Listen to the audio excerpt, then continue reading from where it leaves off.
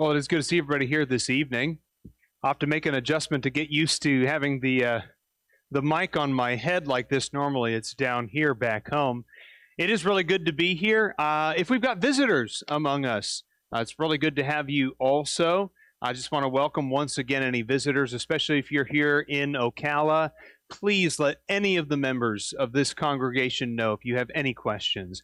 I'll speak on their behalf and say that I know that they would absolutely love to sit down and have a Bible study with you. If you don't have a Bible, I'm sure that there are lots of Bibles in this building, and I'm sure that somebody would be happy to give you a Bible. Take it home, study it, read it. That's what we want, isn't it? We want to open up our Bibles together. We want to study. We want to be open about that. So we'll get into our lesson here. I know that your theme for this summer has been on managing our emotions and walking through some of the Psalms. The one that I was assigned was fear, which is either really fitting or really strange because of all the emotions that I would be tasked with managing. Fear is not the first thing that comes to my mind. I know you don't know me very well, but hopefully by the end of this lesson, you'll discern at least enough of my personality to know that I'm kind of like a Pollyanna. I don't know if you're familiar with that term. Things don't really scare me. I tend to have a really kind of bright, cheery outlook on life. And so fear is one of those things that I'm actually really glad that I was tasked with going through this subject because it forced me to look inside.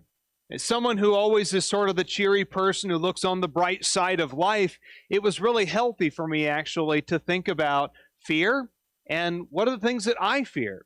I'll just tell you up front, I don't tend to have a lot of the really obvious fears, like fear of spiders or fear of crowds or tight spaces or anything like that. I don't like flying. I just put it out there. I don't care for flying, and I am absolutely convinced that as long as I keep my hands on the armrests really tight, the plane won't crash. So if you're ever on an airplane with me and I'm white knuckles and I've cinched up my belt and I'd be like, don't worry, it's fine. I'm holding this thing up. This rig is going to stay at 30,000 feet because I'm holding the armrests.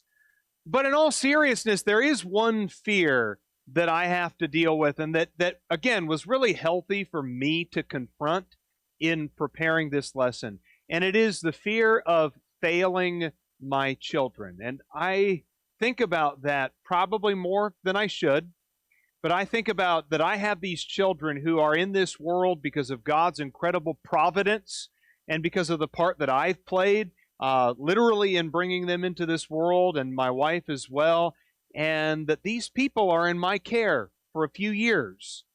And if I live as a hypocrite, if I don't preach the gospel effectively, if I'm somebody who allows my own sins to run amok in my life and my kids will see it and be exposed to it, if my kids are condemned because of me, because I failed, like that is a really big fear. Now, I know rationally you can work your way through that and say, well, probably you don't need to be as afraid of that as you are, but, are any of our fears really rational?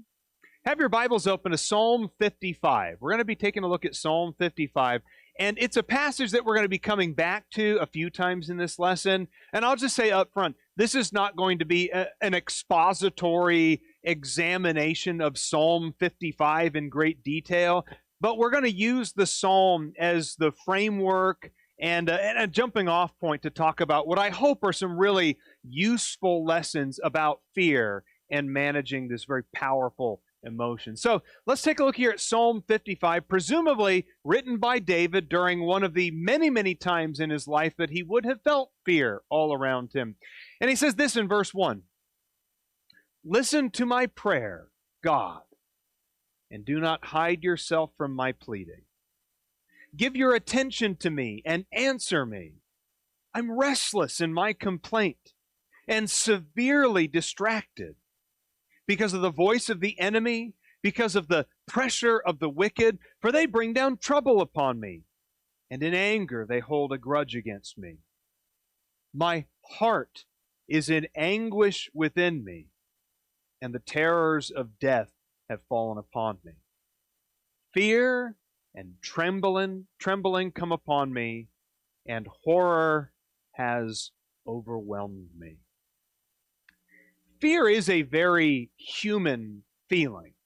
It is one of the great equalizers. Everybody is afraid of something. And at the heart of that fear, I think it comes down to this, is we are afraid of things and circumstances that are outside of our control. Because you can't control it, because you don't have an answer for it, because you can't put it into a nice tidy box or tie it down or lash it to the back of your pickup truck.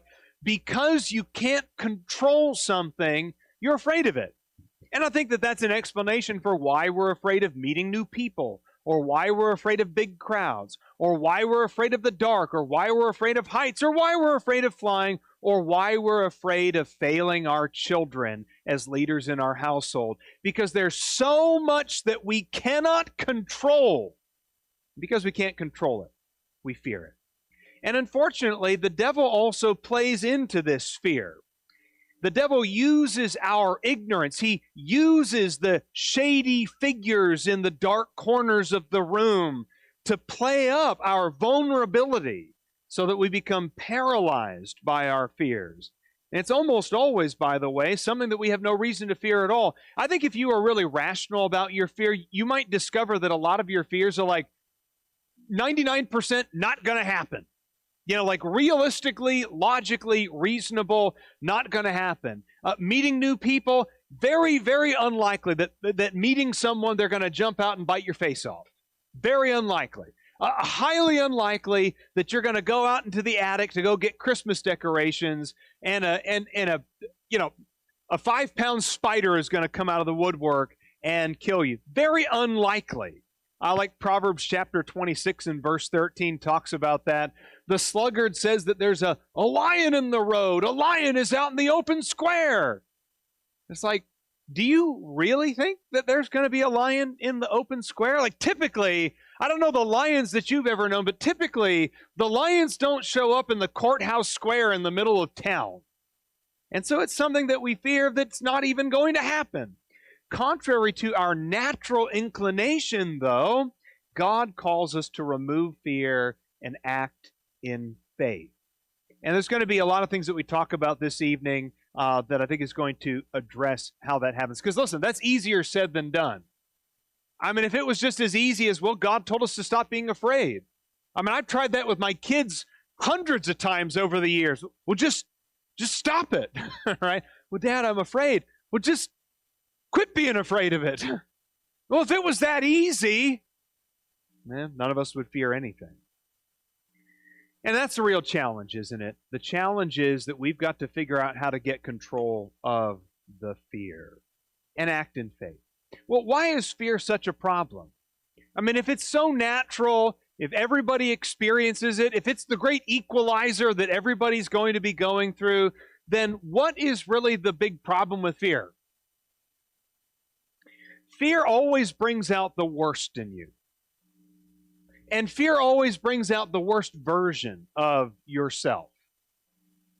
I'm a movie buff. I love movies. But I think my least favorite genre of movies is horror movies. Even with that being said, I've seen enough horror movies and I know it enough to say that, when you watch a horror movie, you kind of look at the characters on screen and go, why are you even going there? What? Why did you go outside instead of just lock the door and call 911? Like, why are you in the attic in the first place? Why did you even buy the monkey's paw from the market? We all know what happens. Well, it's because fear brings out the worst version of you, the dumbest version, the easiest to kill version. There was a Geico commercial from a few years ago. You probably remember it. And it's these teens out in the woods, and it's mocking the horror genre, and they're all in a panic going, what do we do? The slasher's coming after us. And one of them says, well, why don't we get in that car that's running and drive away? And they all go, no, why don't we go into that shed over there full of rusty tools?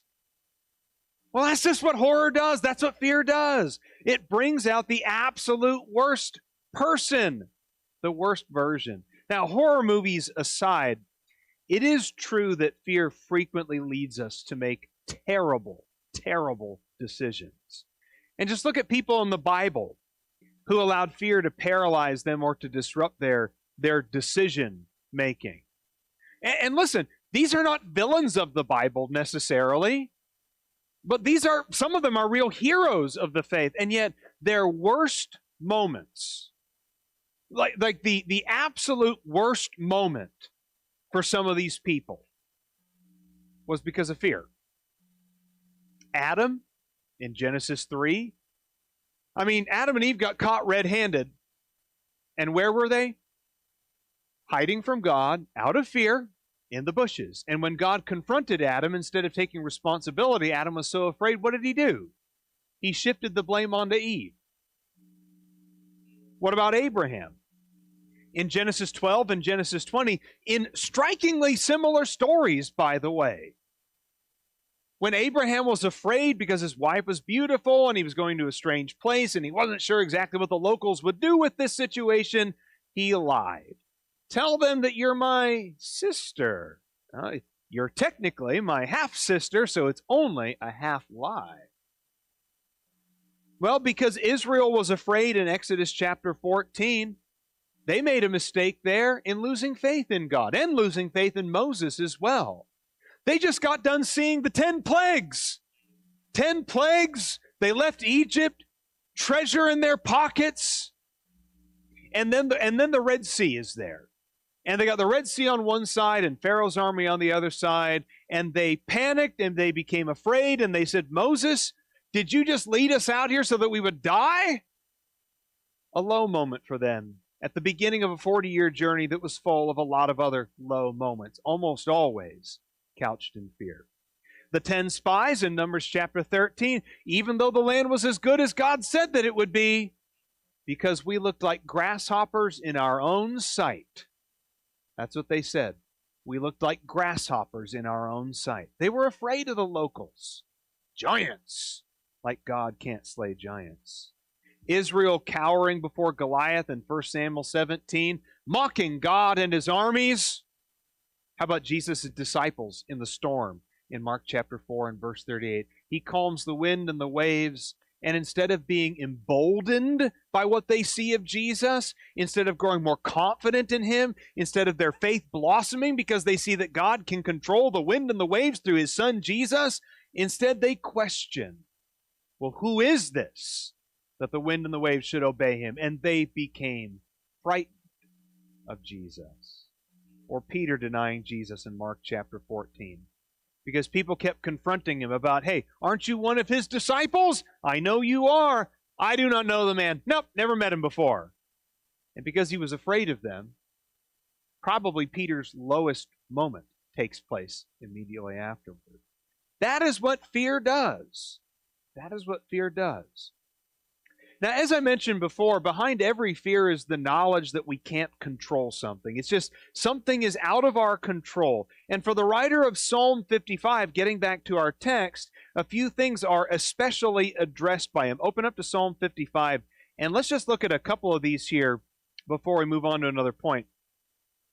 Here in Psalm 55, we've already read from verse 3 that he is afraid of enemies. So he mentions his enemies. He's afraid at the end of verse 3 of the grudges being held against him, angry grudges. I think that's a very common fear, isn't it? Fearing what people will think of you. What if I put myself out there and someone doesn't like me? Oh, what if I stick my neck out and maybe I make a mistake? Maybe I do something socially awkward. Maybe I look like a fool in front of everybody else. And I become the butt end of the office jokes. And so we're afraid of what people will think of us. We're afraid of the grudges that people will hold. He goes on and says a few verses later in verses 12 through 14, for it is not an enemy who even reproaches me, because then I could bear it. Who really is his enemy? Is it the obvious enemies? Murderers and thieves and vagrants on the road? Who really is his enemy? He says, it's not the one who hates me who's exalted himself against me. Then I could hide myself. In verse 13, no, it is you, a man my equal, my companion, and my familiar friend. He's afraid because even his friends have betrayed him. You ever look at your own friends with fear and trepidation? Wondering which one of those friends would maybe sell you out for the big promotion at work? Which one of those friends who's very, very friendly with you in the cafeteria at school, which one of those friends maybe would share gossip online about you? Which one of those friends would spread a rumor about you to everybody else at school? You ever look at your friends and wonder, how much am I worth to you? What's my friendship worth? And so we're afraid because, no, it's not always like the murderers out there that are our enemies.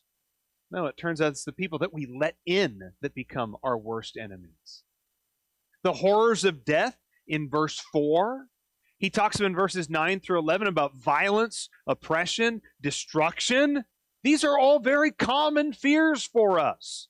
The destruction of society and the breakdown of law and order and violence in the bad part of town and somebody breaking into your home and murdering you and murdering your family. Of course, we're afraid of these things. Let me make a few comments, though, on Psalm 55 before we move on. First of all, fear is a huge distraction for the writer of this psalm. Look again at verse 2. He says here in Psalm 55, verse 2, "Give heed to me and answer me. I'm restless in my complaint, and I am surely distracted." That's New American Standard Bible. I am surely distracted. Fear is a huge distraction. Fear keeps us paralyzed. Fear keeps us from preaching the gospel to other people the way that we should, standing up for a truth that we really ought to, saying something that's really, really hard to say that needs to be said. Fear paralyzes us. And we end up fixated on unrealistic solutions or quick fixes. Maybe there's a workaround or something that I don't have to be afraid anymore. I mean, we say things like, oh, I wouldn't be afraid of that if only. If only I had $1 billion. I wouldn't be afraid of anything if I had $1 billion. If only I had the best security system, I'd never be afraid. If only I had a chauffeur to drive me around so I wouldn't have to drive myself. If only I had a private jet, then I wouldn't be scared of flying commercial. If only. I sure wish we could it makes me just want to shut down. That's what fear does.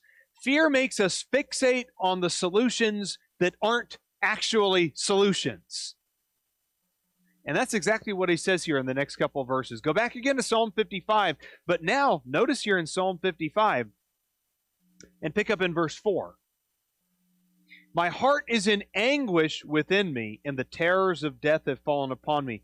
Fear and trembling come upon me, and horror has overwhelmed me. And so I said," in verse 6, this is his solution. This is the initial solution. This is we're going to put it up on the whiteboard and we're going to spitball some solutions here. This is the initial solution to life's problems. "So I said, oh, that I had wings like a dove. I would fly away and be at rest. Behold, I would wander far away. I would lodge in the wilderness. I would hasten to my place of refuge from the stormy wind and the tempest." Are you hearing what David is saying? I'm afraid of things. It's a dangerous world. There's enemies all around me, and I've got to face death. You know what would be the best solution? Just run away from it all. I'm just going to sprout some wings and fly away. I'll go off to the woods and I'll build a nest for myself up in the top of a tall tree where no one can talk to me and no one can touch me and nothing dangerous will ever happen to me. Are you hearing what he's saying? Is that actually a solution to the problem? Is that even like a realistic option? Like, is it actually an option that when the world around you is dangerous, that I know what I'll do? I'll just sprout wings. It's not working. I'll sprout wings and fly away. You can't actually do that. Wouldn't it be nice if we could all just make a Christian commune out in the wilderness and just hide from the world and just raise our children in a safe little environment, just kind of tucked and nestled into this little faith incubator? Like, that's not actually an option. At least if you want to go into all the world and preach the gospel. That's not actually an option. Or like 1 Corinthians chapter 5 talks about when Paul tells the Corinthians, when I told you not to associate with sinful people, I didn't mean the sinful people of the world. Otherwise, you wouldn't even leave your front door at the beginning of the day. That's not actually an option. And jokingly, of course, I say this as a joke just to illustrate the point. Like, we sometimes say a joke that when we have like an infestation or something in our attic, when there's like a bunch of big spiders in the attic or cockroaches, what do people sometimes say? Just burn the whole house down. Is that actually a realistic option? For my wife is nodding her head. Yes, burning the house down is always on the table. Now, here's the point that I'm getting at. This is what fear does to us. Instead of fixating on the real solutions to our problems, fear says, I know what I'll do. I'll waste my life in fancies and fantasies. If only I had nothing in the world to be afraid of. Yeah, if only. If only all you had to do was read Mark 16:16 and people would just line up to get baptized, and you'd never have to have a hard conversation with a stubborn sinner or a die-hard atheist, in spite of how much you love that person and really, really want them to go to heaven with you. And listen, I'm going to skip on to this third point here. Because some friends really do betray us, like he points out in verses 12 through 14, and because there really is danger out there, I think what we're tempted to do is to just go into this consolidation and hide mode. If only I could grow wings and lodge myself in the wilderness and just hide from everything. But I think that's a really lonely way to live. And I think what ends up happening is I'm protecting myself from getting hurt easily becomes at some point I'm just destroying myself in my isolation. That's what Proverbs chapter 18 verse 1 says. That it's a foolish person who isolates or separates himself. He rails against sound wisdom. So let's get to the positive stuff now, like the application part. Okay, that's all fine and dandy, preacher, but how do we actually go about moving from fear to faith? Well, big picture is this. God actually is the answer. God is the answer.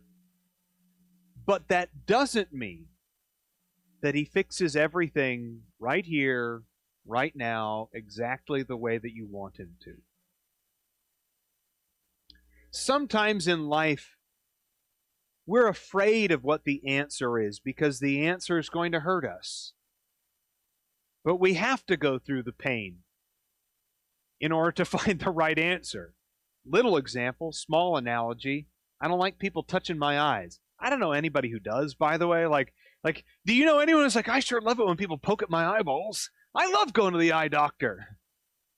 Well, I'll say I especially don't like people touching my eyes. I don't wear contacts. I can't stand the thought of that. But you know, I've got glaucoma in my family. And my dad has had cancer in his eye. So I have to go to the eye doctor. And you know what they have to do? They have to put Bernie drops in it and dilate it, and then they got to touch it, and then they got to, hold it open like this, and let me shine a light in there. I don't like all of those things. I don't like going to the dentist. There's a lot of things doctors do to us that we don't like. But you got to go through all of those things. You got to get over the fear of all of those things if you ever want to arrive at a solution that may exist somewhere on down the road. Let me give you 3 applications here. Some things to think about that I think to help put this into perspective and into practice. Number 1, put your fear under the microscope. You take Matthew chapter 6 as an example. And I know that Jesus isn't necessarily talking about fear itself and Matthew 6, but in Matthew chapter 6 and verse 25, he does talk about anxiety, those who are anxious about things. And so I think that fear, stress, anxiety, they're all in the same family of emotions. And so Jesus says in verse 25 of Matthew 6, "For this reason I say to you, do not be anxious for your life." And again, we look at that and go, well, yeah, I mean, sure, make it sound easy, why don't you? Yeah, just don't be anxious. Well, what if I am anxious? Well, just don't be. But Jesus doesn't stop there. He says, okay, all right. Don't be anxious for your life as to what you shall eat or what you shall drink, nor for your body as to what you shall put on. Is not life more than food, and the body more than clothing? So first of all, he says, ask good questions. Right? When you're afraid of something, ask good questions about that fear. Not stupid questions, not dumb questions, not questions that don't have an answer or questions that lead to a dead end. Ask good questions. Like, is my life really just my food? And is my life really just the clothes on my back? Or am I something more than those things? Am I something that thieves cannot touch, that murderers cannot kill? Is there something to me that goes beyond the physical, that is the real me? Look, verse 26, look at the birds of the air. Look at the birds of the air. They don't sow, neither do they reap, nor do they gather into barns, and yet your heavenly Father feeds them. Are you not worth much more than them? And which of you, by being anxious, can add a single cubit to his lifespan? And why are you anxious about clothing? Observe how the lilies of the field grow. They don't toil, they don't spin. But I say to you that even Solomon in all of his glory did not clothe himself like one of these. But if God so arrays the grass of the field, which is alive today and tomorrow is thrown into the furnace, will he not much more do so for you, O men of little faith? I like that God, by the way, acknowledges our small faith. Do not be anxious then, saying, what shall we eat, or what shall we drink, or with what shall we clothe ourselves? Right? Ask the right questions. The prescription then is to seek first his kingdom and his righteousness in verse 33. And all of these things will be added to you. Therefore, do not be anxious for tomorrow will care for itself. Each day has enough trouble all his own. And I love that Jesus uses words like look and consider and observe. He says, put fear under the microscope and start looking at your life with a little bit more scrutiny. Romans 8 is a very similar passage. Paul asks, it's a beautiful passage. It's a sermon all its own, by the way. But Paul looks at a lot of things here in Romans 8, verses 31 through 39. If God is for us, who can be against us? Height, nor depth, nor any other created thing. None of these things can separate us from the love which is in Christ Jesus. Right?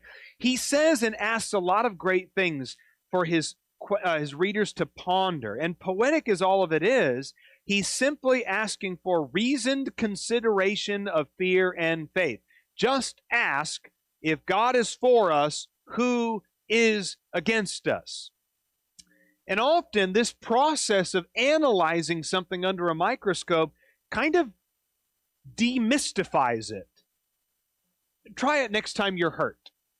Or the next time you stub your toe, or smash your thumb with a hammer, or get stung by a wasp out in your yard.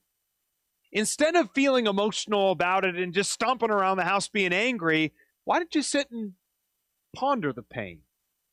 It's just a stimulation after all. That's it. It's just stimulation. And I've always found it amazing that when I've been like stung by a wasp and I go, it's really interesting to think about it. It's throbbing. It feels a certain sensation. And when you start to analyze it, you kind of stop being afraid of it. I think that's true of a lot of things. Put it under the microscope. Look at it. Analyze it.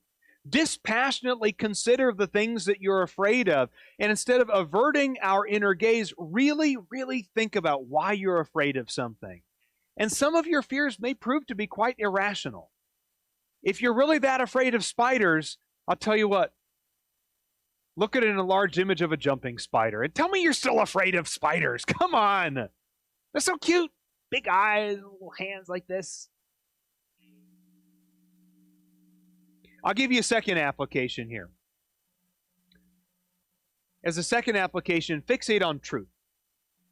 Fixate on things that are true, not things that are false. A bunch of passages up here on the screen. I'll summarize the point that I make from all of these. Each of these passages up on the screen tells you a very basic truth. That God is good, God is just, God is merciful, God loves you, God is powerful, you are safe in His hands, that God is looking after you. I mean, all of these things, that you walk through the valley of the shadow of death, but God is with you so that you don't have to fear evil. He has a rod and a staff, and He's protecting you. These things are true. They are true.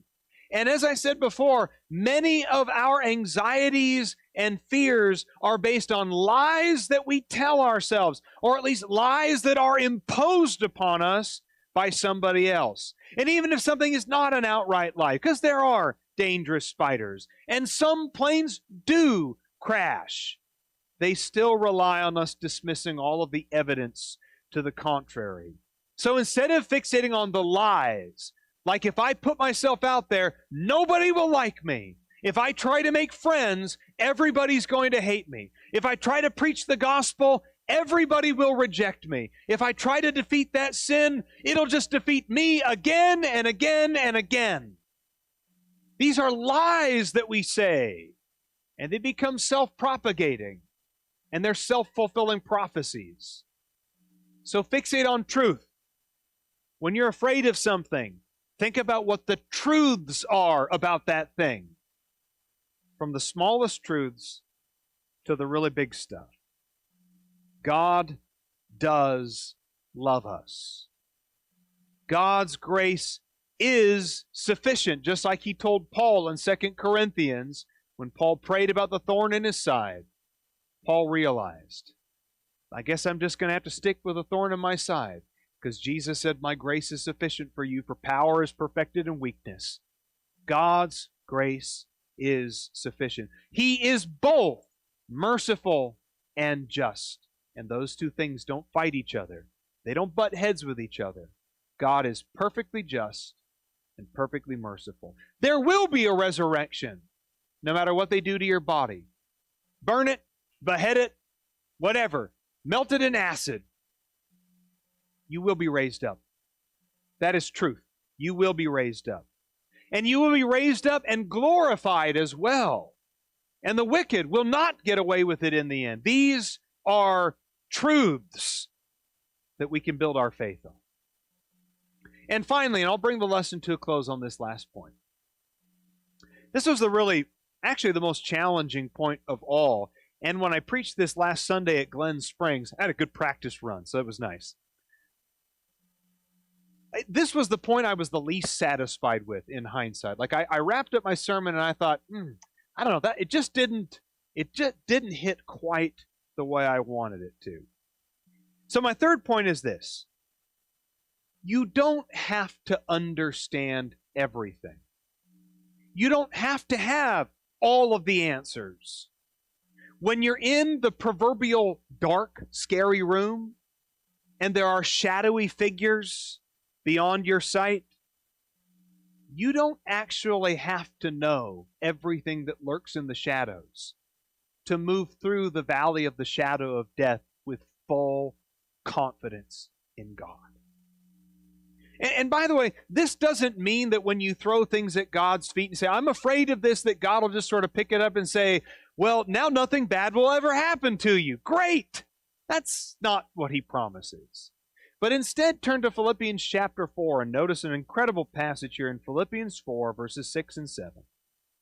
Here in Philippians chapter 4 and verse 6, I know you're familiar with it, but here in verses 6 and 7, be anxious for nothing. And as I said before from Matthew 6, I think anxiety, stress, and fear, they're all in the same family with each other. So I think we've got a lot of truth to glean from this passage. Be anxious for nothing, Paul says in Philippians 4, verse 6, but in everything by prayer and supplication with thanksgiving, let your requests be made known to God. And the peace of God, which surpasses all comprehension, shall guard your hearts and your minds in Christ Jesus. This isn't the only place, by the way, that Paul uses this kind of language. Back in Ephesians 3, he also used a similar idea there in verse 18 of Ephesians 3, that you may be able to comprehend with all the saints what is the breadth, length, height, and depth, and to know the love of Christ, which surpasses knowledge. So very, very similar idea is what we find here in Philippians chapter 4, that when you lay things at God's feet, when you pray, when you cast your anxieties before Him, He grants to you a kind of peace that surpasses comprehension. But I don't think that's the same thing as just kind of like a blind leap, or like, just accept it because, God said it works, so I guess just do it. I think it's based on the idea that the more you trust in God, the less concerned you are with having all the other answers. I think for as brightly as God shines around you, you just have less concern about the fears hiding in the shadows. And so instead of saying, God, what was that? What's that over there? Quick, God, tell me what that is. Fix that thing. Go kill that thing. Stomp on that spider. Instead of doing that, you simply say, God, as long as you're with me, I don't need to know what that is. I don't need to know that thing over there. I trust you that whatever scary thing is around the bend, you'll hold my hand and you'll walk me through it. And so I don't need to know every single answer right now. I mean, the idea is we need to start embracing the helplessness that we have before God. Gripping the armrests doesn't actually make me any safer on an airplane. And I know it's easier said than done, and the rational Ryan gets after the irrational Ryan and says, come on. You felt a little turbulence and you grabbed the armrests as if that's going to make any difference whatsoever when you start plummeting 30,000 feet to your death. I think I need to see a counselor about some of these things. But there is something spiritual that happens to us, something otherworldly, something metaphysical that goes beyond mere psychology. When we let go of the armrests and start trusting in God and His answers, it does defy understanding. The peace of God defies and exceeds our comprehension. And we need to learn to be okay with that. Peter walked on water for a few steps in Matthew 14. To his credit, he saw Jesus coming to him on the boat. And for a moment, Peter stopped looking around at the wind and the waves, and all he saw was Jesus. And he took a few steps. But the moment he took his eyes off Jesus and started looking at the water and the rain and the swirling clouds above his head, it was then that he began to sink.